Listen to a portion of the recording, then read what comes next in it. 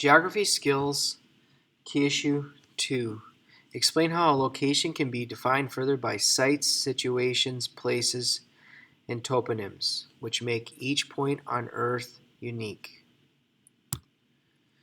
Your I can statements. Identify geographical characteristics of places, including toponym, site, and situation. Compare and contrast relative location and absolute location. 3. Explain how a region forms a cultural landscape. 4. Identify and apply your understanding of the 3 types of regions, including formal, vernacular, and functional. 5. Describe 2 geographic definitions of culture. A place is a specific point on Earth. It has particular characteristics. It's usually based on human experience, usually explorers, or it can be conquerors, or it can be religious explorers with religious names. A place always has a toponym, a name of a place. A place is an essential block for finding similarities across Earth. So it's essential for finding spatial analysis, doing spatial analysis as we saw on our previous slides with GIS. And also, when we look at location, it also defines where a place is located. So it uses mathematical coordinates, which shows the position it occupies on Earth. Here is a toponym, one of the longest toponyms in the world of a place. See, I can't say it. See if you can. Absolute location in space is a specific mathematical location, uses GPS coordinates to find the exact degree of longitude and latitude to the hour and to the minute and to the second.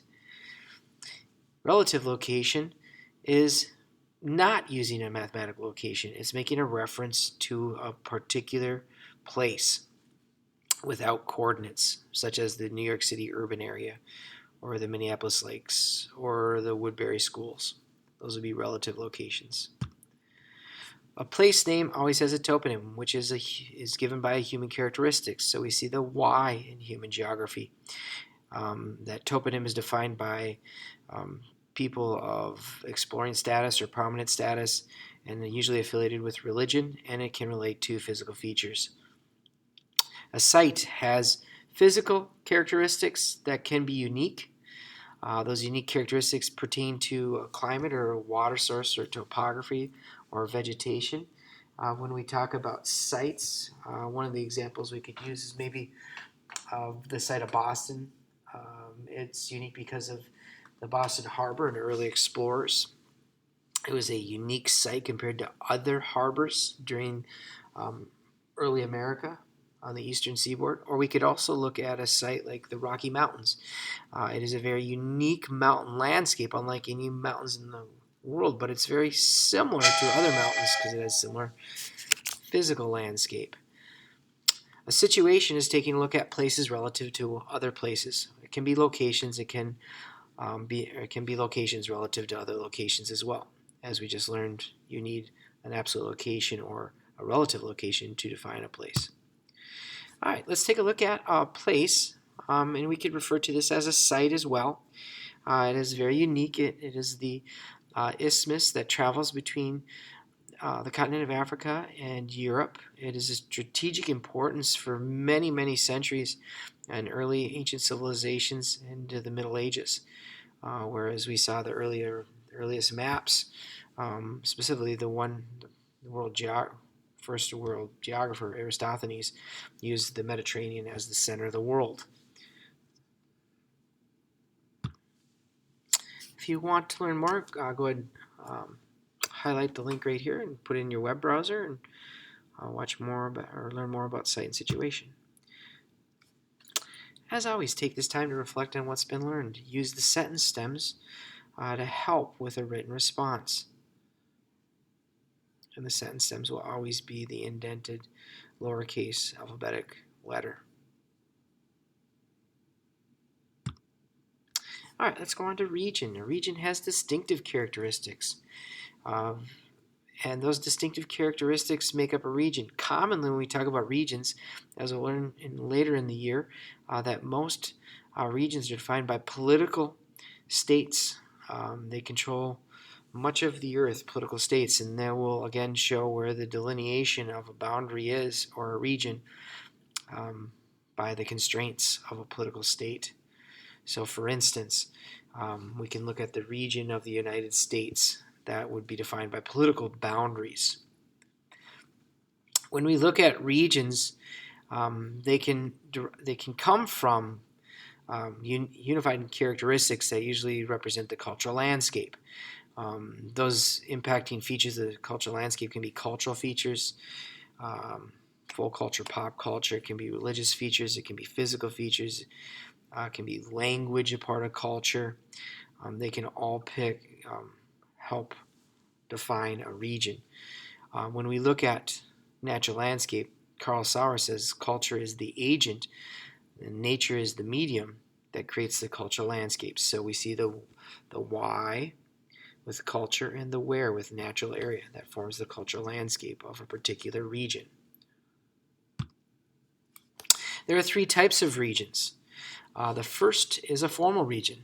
This is known as a uniform region or a homogeneous region, meaning there are similar characteristics or homogeneous common characteristics within that region. Those characteristics can be language, it can be ethnicity, it can be economic activity, it can be political types of government, political institutions, it can be climate. Formal regions can also be delineated by boundaries, such as Montana is a formal region. It has political control within those boundaries, and does not have political control, state political control outside those boundaries. So formal regions have delineated boundaries. The North American wheat belt is a formal region because it has the common crop of grain, grain, specifically wheat, that's found in that region.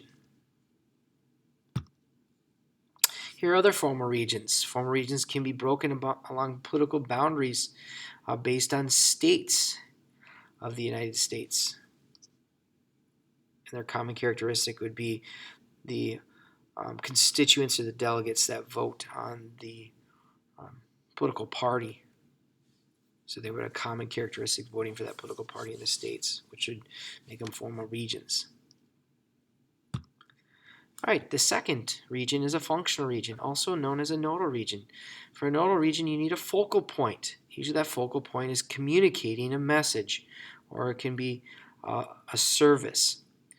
And then that service or communication has that node, and it's strongest towards that node, and it weakens as it moves outward. That's known as distance decay.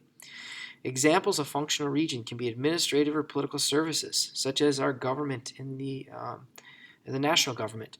The message is strongest near Washington, D.C., and it weakens as you get further to the coastlines or in rural areas. And then we can also see it on a state level, where we can see the state message is probably strongest in the metropolitan area, and it weakens as it gets out to rural parts of Minnesota. That's known as distance decay. We can also see it in circulations as another example of a functional region. Vernacular region, also known as a perceptual region or an opinionated region.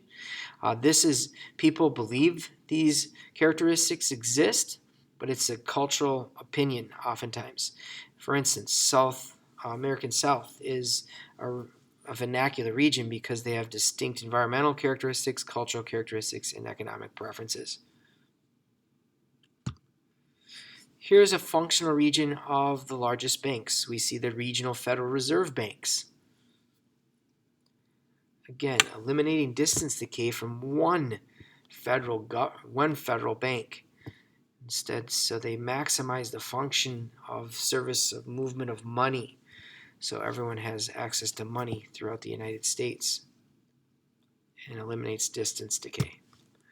All right, there's a vernacular region in the South. It's vernacular because you have opinionated, but you have established a culture that exists, but it's stereotyped culture, and we can see it with the mild climate, or we can see it with the agricultural production or primary sector of cotton, and then also the Baptist Church in the South.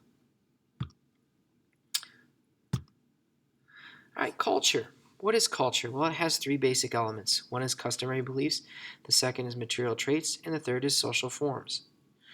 and together they form culture as the basic elements. There's two things that define a culture with the origin of the world: what we care about, and how we take care of it. When we talk about culture, what people care about, geographers look at customary ideas, beliefs, social forms, and values. And that is what we care about. And how do we care for it? We see it in our material traits. And those would be things such as wealth, food, clothing, and shelter.